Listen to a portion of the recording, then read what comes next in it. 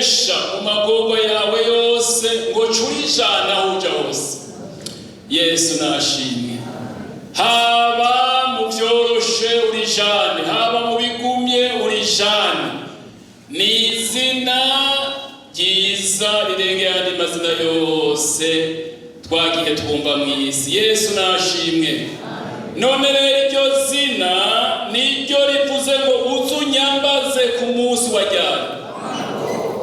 Mbega abantu barashaka kuja mu magorwa. Twumvise ko amagorwa ya mbere ari ibyaha. Abantu baboshwe n'ibyaha baja mu magorwa y'ibyaha. Na wewe ijambo ry'Imana riravuze ngo unyambaze. Yesu nashimwe. Ego kabisa, na bya bindi. Kandi rero ntawe ndi uvuga iryo jambo atari Yesu. Mbega hari uwundi twoca tumushira ibyacu byo twese navyo yoshobora. Mugabo Yesu mbega arabishoboye ngo ibinanira abantu bishobokera. Yesu nashimwe. N'amajambo meza yiganuke. Yesu nahabwa icubahiro. None rero dufise amajambo y'Imana tugiye gushishikara. Hambavu y'aya majambo y'Imana duhejeje kumva, dusome hariya mu butumwa bwiza bwa Yesu Kristo bwanditswe na Luka igice caho ca 24. Dusomeho amajambo y'Imana igice caho ca 24 hariya ku nimero za Bibiliya hepfo ku bafise kandi za Bibiliya twahorana canke twotwita za kera urukatasi rw'102. Turagiye gusoma rero dushire kwa amaso dusome mu izina rya Yesu. Umutwe uvuga ngo Yesu umurongo wa 24. Yesu asezera abigishwa biwe aduzwa hehe? Aduzwa mw'ijuru. Arababwira ati aya n'amajambo yanje nababwira nkiri kumwe namwe, yingene ivyanditswe kuri jewe byose mu vyagizwe vya Mose no mu majambo y'abavugishwa n'Imana no muri Zaburi bikwiye gushika. Maze abungura ubwenge ngo batahure ivyanditswe. Arababwira ati niko vyanditswe yuko Kristo akwiye kubabazwa no kuzuka mu bapfuye ku munsi ugira gatatu, kandi yuko kwihana no guharirwa ibyaha bikwiye kuvugwa mu izina ryiwe mu mahanga yose uhereye Yerusalemu. Namwe muri vyabona vyo kuvuga ivyo. Umve ngira marungikire ico data yasezeranye, ariko mugume mu gisagara kugeza aho muzokwandikirwa ubushobozi buvuye mu ijuru. Murongo 50 havuga ngo agira gute? Abavanaho abashitsa harabana nahe. Aterura amaboko agira gute? Akibahezagira atandukanywa nabo aduzwa mu ijuru. Nawe baramusenga basubiye Yerusalemu bafise akanyamuneza kenshi, bama mu rusengero budasiba bashima Imana. Yesu nashimwe. Vuza impundu semere hera yaneshe heje satani yashitse mu bwiza bwiwe tumuvu. Haleluya, haleluya, haleluya,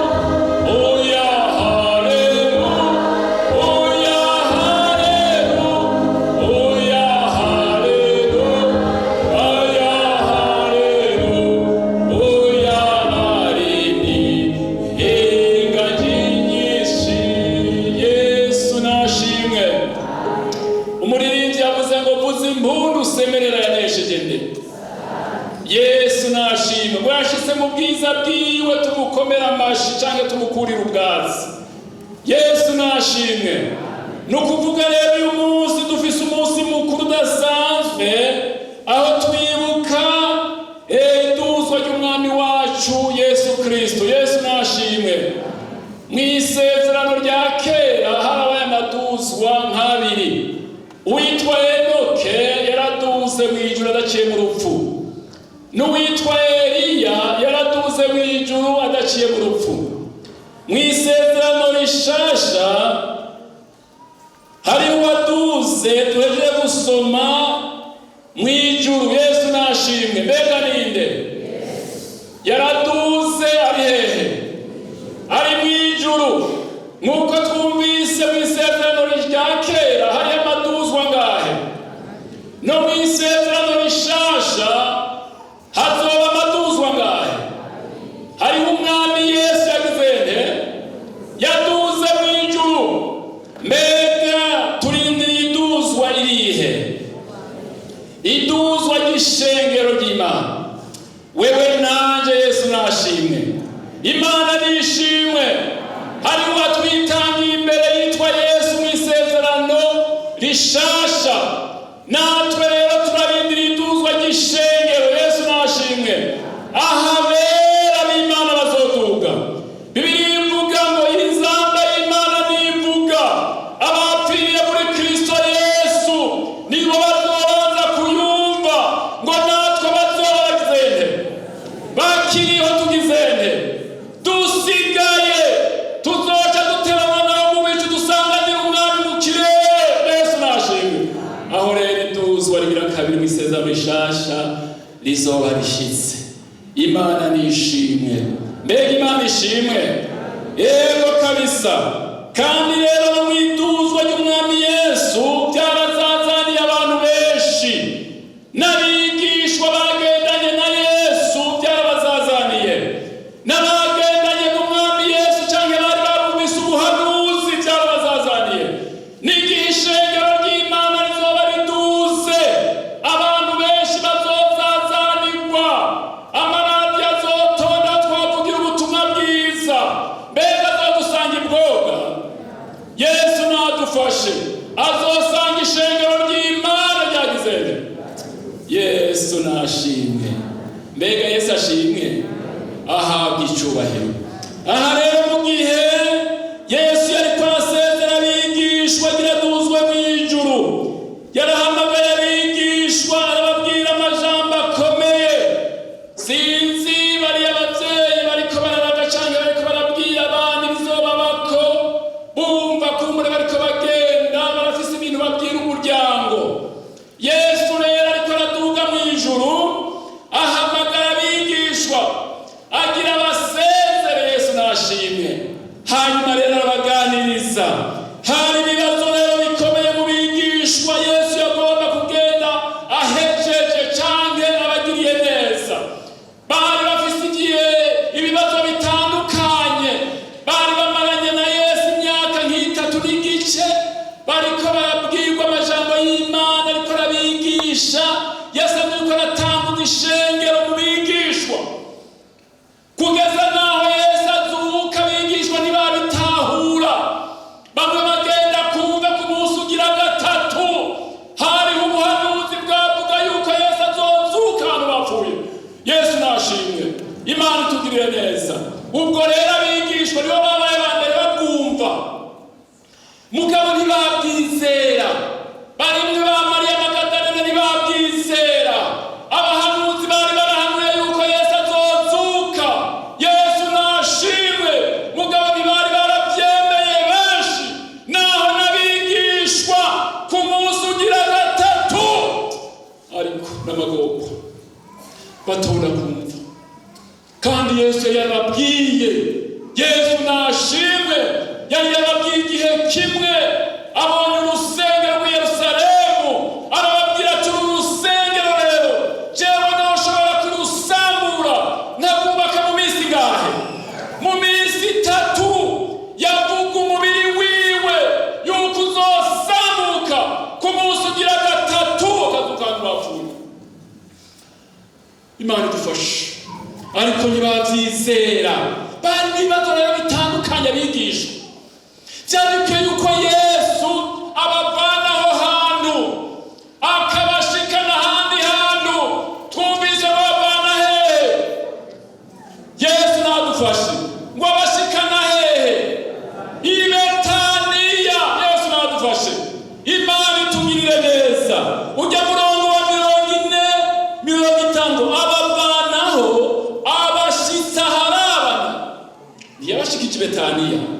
yabashikanye ku wundi musozi urabana ni Betaniya. Yesu nadufashe. Mbega umusozi witwa wiki? Witwa Elayono. Yesu nadufashe. Kandi rero uwo musozi ni wo Yesu nyene azohagararako aje gutora ishengero abantu b'Imana wabuzuye kwa kuduga canke kugira kabiri azohagarara kuri uyo musozi. Yesu nadufashe. Kabisa ishengero ry'Imana rimubona. Yesu nashimwe. Imana itugirire neza.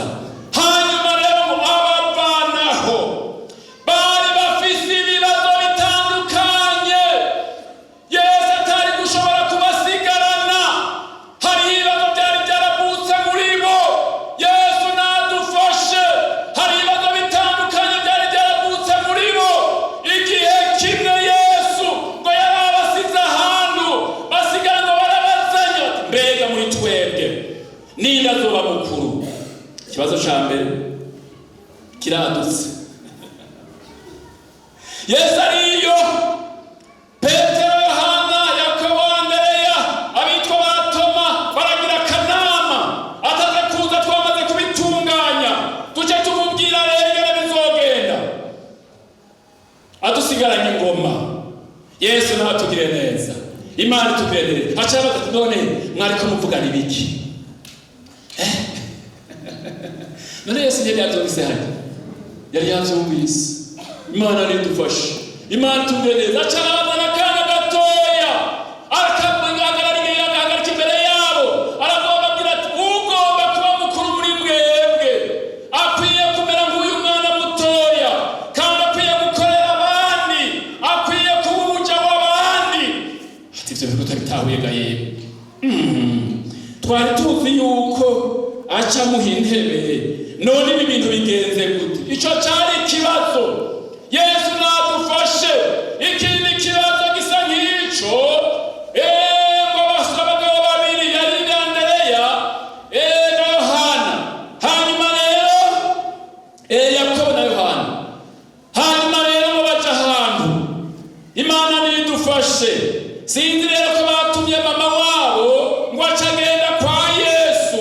Aca aramusabikira umubonano. Ati ndafise ikibazo Yesu. Kandi Yesu yumvise umuntu afise ikibazo yihuta kumuha umwana. Yesu natugiriye neza. Aca aramuha umwana ati nuze uvuge nyina wanje. Atumviriza rero Yesu. Amajambo uriko uravuga ndumva yuko ugira utahe, ugira ugende. None rero ndafise abahungu bangahe? Babiri. Umwe rero ndagomba yuko niwimba ingoma umwe azoja iburyo bwawe uwundi hehe. Yesu nadufashe.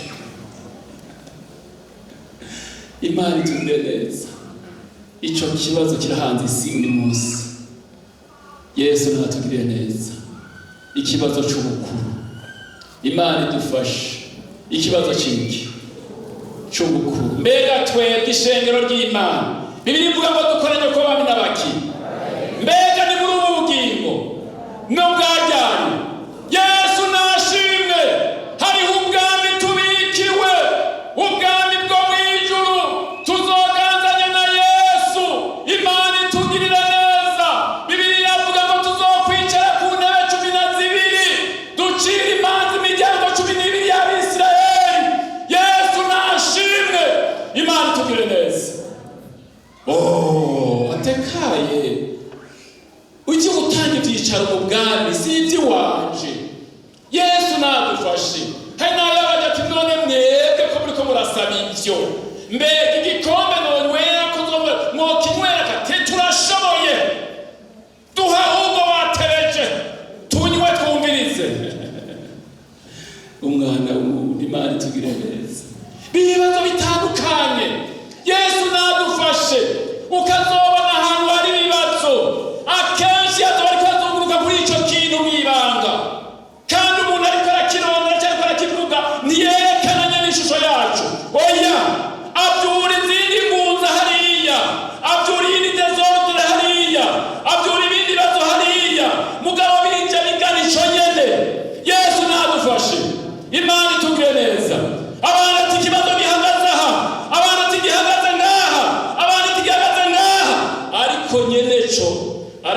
gitumbereye, araza aho gitumbereye, aho kigomba gututuriza umutwe. Imana nidufashe.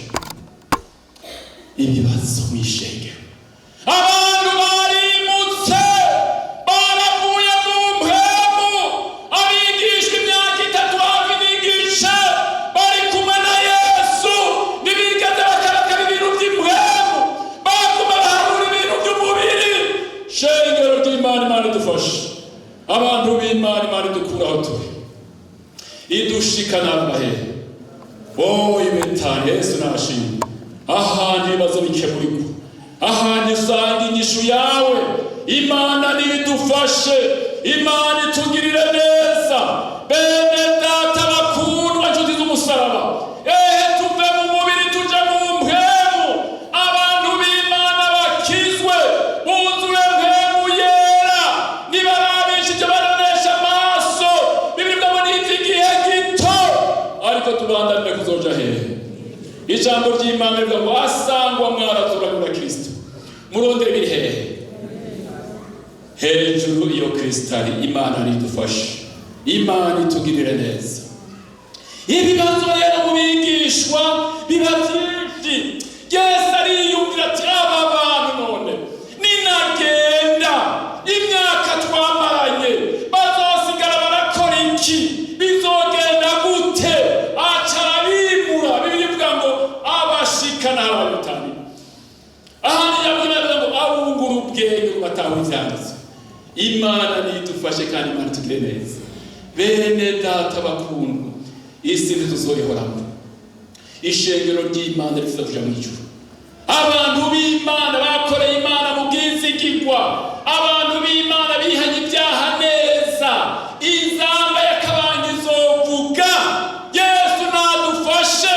Abariko bararondera ibyo mu isi gusa, bariko baraharanira ibyo mu isi gusa, Imana idufashe. Inzamba igiye kuvuga basigare. Imana itugire neza, Imana idufashe. Bene data bakundwa, Yesu nibaza ko yababaye, ariko yiyumvira imyaka bamaranye n'ababigisha. Yesu nadufashe. Igihe kimwe ariko arababwira ati bariko baravugana, hanyuma rero abacara bati none iki nico gihugira ugarukane ingoma y'Abisirayeli. Ngo bari mu buja bw'Abaroma imyaka myinshi, bamaze kubona Yesu rero bamuhanura mw'ivyo vy'ingoma zo mw'isi. Ingene agiye gukombora ingoma y'Abaroma akazana ingoma y'Abisirayeli mu buryo bw'umubiri. Yesu nadufashe. Baca rero batangura kwipanga mu bibanza, ati iki gihe rero kirageze ateka si vyanyu. Yesu nadufashe. Ngo ariko ibyanyu muzohabwa mpemu yera. Yesu natugire neza, muzohabwa mpemu yera. Ati si vyanyu kumenya imyanya n'ibihe, ni vya Data wo mw'ijuru wenyene, ariko muzohabwa ubushobozi. Mpemu yera niyagira gute? Niyabazako ngo kandi muzoca muboha ivyabo nadukushingira inawe, uhereye Yerusalemu, Iyudaya gushitsa no ku mpera y'isi. Imana itugirire neza. Bene data bakundwa, nshuti z'umusaraba, ndakwipfurije bene data, Imana idufashe. Umaze iminsi myinshi Yesu akubona hano mu ntege nke, uri mu bintu kanaka by'intekera, ariko Yesu yaje hano uyu munsi agomba kugushikana hano hamwe, agomba kukwimura, agomba kukugabira mpemu yera, agomba kukugabira ugusenga, agomba kukugabira zangabira bari baratakaje. Yesu nadufashe. Umaze iminsi mu bibazo, ariko Yesu ari hano. Imana nishimwe. Mbega Imana ishimwe. Imana itugirire neza. Abantu b'Imana bakaba mw'ishengero, ariko bafise utuntu banse kurekura. Imana nidufashe. Utuntu banse kurekura, bakumirako umuntu kanaka, bakumirako jewe ntibishoboka, bitagenze uko ntibishoboka. Waratakaje. Ukwiye kwizera Imana, ugaca bugufi, ukavuka ubwa kabiri, ugahinduka. Yesu nashimwe.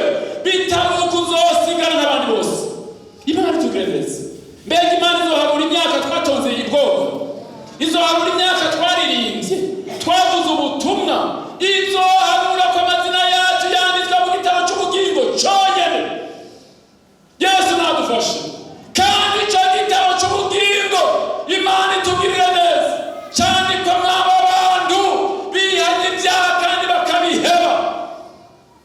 bajonjowe kabisa.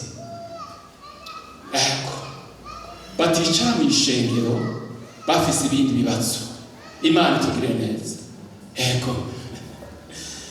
Igihe kimwe yari umukozi w'Imana yarahantu, hanyuma rero abona umuntu umwe arasohotse aravuye mu ishengero. Ariyumvira ati none ngaho ujya muntu namukoshereje iki? Byagenze gute? Ubwo si yaramusitaje. Aca rero aragenda umunsi umwe aramusaba ubonana. Aramubwira ati muntu w'Imana nukuri nagomba umbwire icyatumye uva mu ishengero ukagenda mbwira namba rye nagukoshereje ndagusaba imbabazi kabisa. Yesu nadufashe. Yari afise ikibazo y'ishari mu bigishwa ataravuga mpemu yera. Aca aravuga ati mukozi w'Imana iminsi umaze ngaho narakwitegereje ndaraba ndabona yuko atakintu uzonyumvirako. Nico gituma navuye ngaha ndagenda ati kandi iyo nashitse barampaye ivyo utari kumpa barabimpaye. Yesu nadufashe. Ubwo nubuki n'ubukuru. Imana itugire neza. Yesu nadufashe. Imana itugire neza. Bene data bakundwa tuje mwijuru twihane tuje mwijuru. Mana idufashe na twatundi Yesu arihana agomba kukwimura agushikana hagweza. Yesu natugire neza. Hari umusozi witwa Bitaniya ngo hafi yaho. Imana idufashe kandi Imana itugire neza. Aharaba hari ahantu heza Imana igomba kugushira. Hari ahantu heza umaze iminsi urahandi hantu, ahantu ukwiganyira, ahantu ibibazo wishizemo, ahantu amatati wishizemo, ahantu ikibazo kanaka. Yesu nadufashe. Warirukanye mpemu yera kubwa byaha. Yesu natugirire neza. Ariko hari amakuru meza kuri wewe. Ndagufitiye inkuru nziza. Habari njema kwako. Yesu nashimye. Imana itugire neza. Imana idufashe. Bene data bakunda inshuti z'umusaraba, Imana idufashe. Umuntu w'Imana umujejuru, Imana iraguhindurira ikibanza iyo uri kurataka nk'uko twumvise ijambo ryatubanjirije. Iyo usemereye ugataka ati Yesu ntabara, Yesu ashaka gusanga. Imana itugire neza. Nukuri Imana idufashe. Hariho abandi rero Imana itugirire neza. Dusomye amajambo y'Imana hariya mu gitabo cyangwa icete Paulo yandikiye Abifilipi, kandi tugomba turangize kijya gice cyaho cya 3 n'umurongo waho wa 20. Abantu b'abajejuru, abantu bihana ibyaha neza, abantu bariko baraja mu ijuru, bavuye mu isi, bateye ibitugisi, bakarangamiza umusaraba. Hariho amajambo meza kuri bo. Yesu nashimwe. Icivugo cyabo kiri hariya mu gice cyaho cya 3 n'umurongo wa 20. Hariya mu cete Paulo yandikiye Abifilipi. Turagiye gusoma mu izina rya Yesu. Haravuga 20 ngo twoyi wacu ni hehe? Niho twiteze umukiza ko azova. Niwe mwami Yesu azohindura imibere y'ubufafara bwacu ishushanya n'umubiri w'ubwiza bwiwe, nk'uko afise ubushobozi mubashisha kwigandurira bingahe. Imana itugirire neza.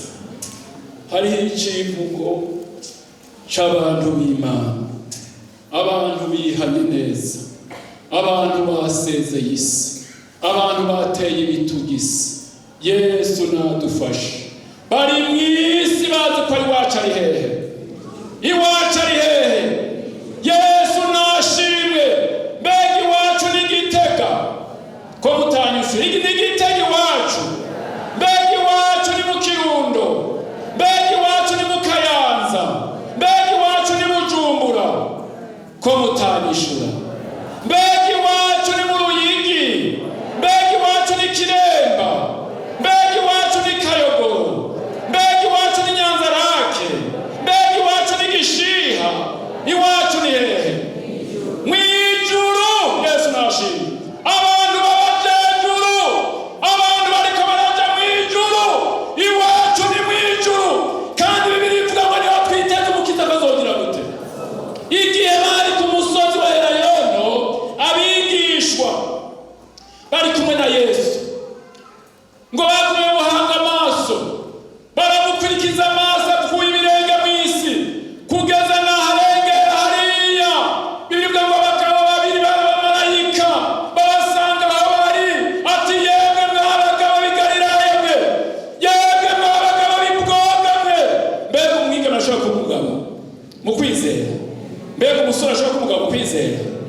Yesu nashimwe.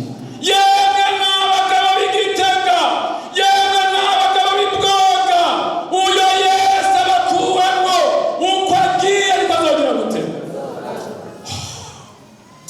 Bivuga baca basubira i Yerusalemu bafise akanyamuneza kangana gute.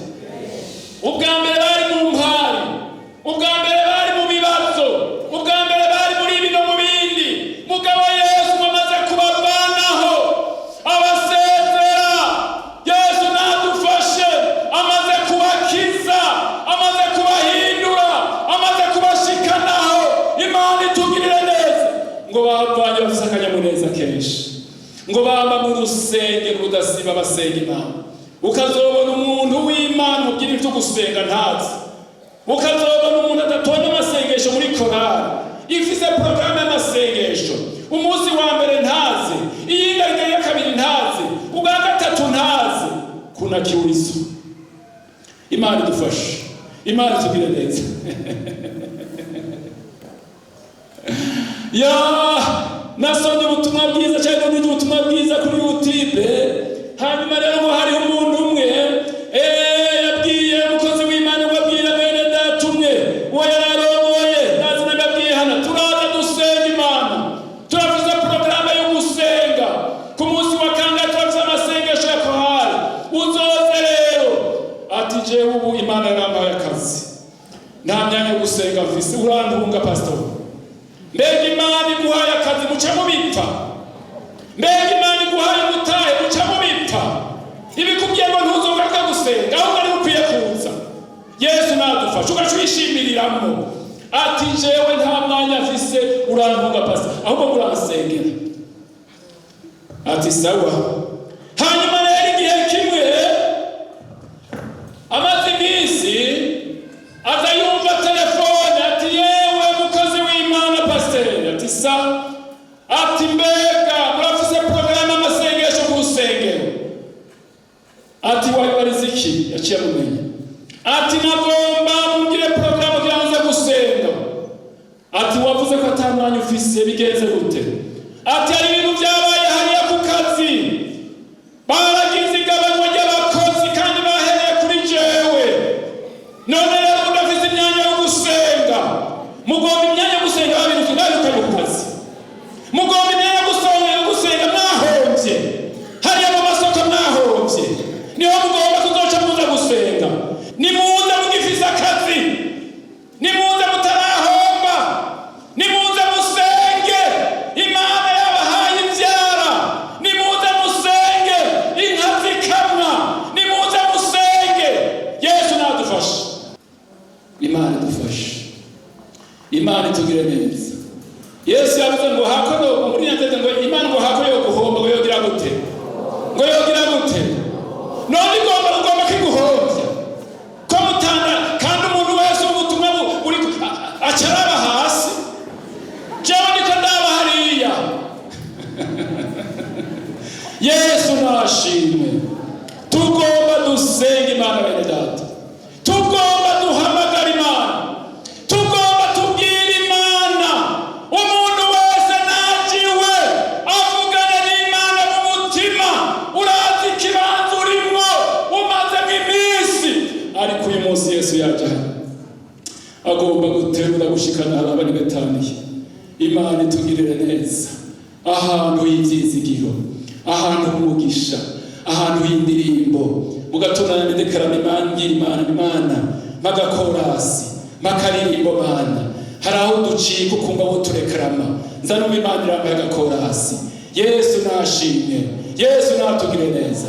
Ico nico camuzanye, ico nico camuzanye, yaje kurondera no gukiza icari carazimiye.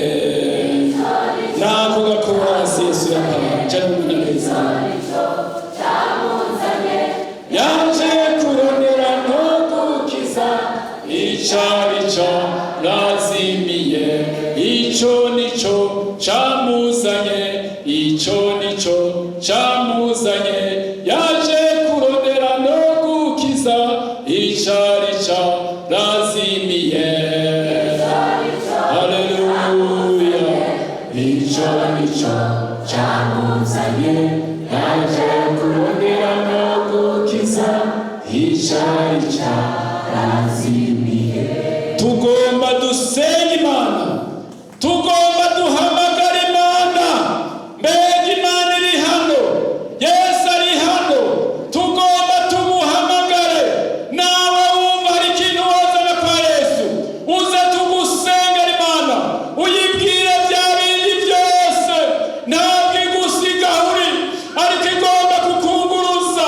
Yesu nashimwe, agomba kugushikana ahantu atankomanzi, ahantu atabibazo, ahantu atagusuhuza umutima. Uze tugusengera Imana mwere data. Abakozi b'Imana bari hano, Imana nishimwe. Abakozi b'Imana bari hano bagutumeko, Imana nidufashe. Hari n'abahejeje kuvuga ubutumwa bwa mu ndirimbo, ubutumwa bwawe bwarimwo, ubudusozereye ko burimwo. Uze tugusengera Imana, Imana igushikana ababanetaniya. Yesu nashimwe, ahantu h'umunezero, ahantu h'amashimwe, ahantu y'indirimbo. Abumvise amajambo akayakira, Yesu nabahezagire. Tunamika amaso yacu dusenga Imana. Muntu yumva aco tunganyiriza tumusengere.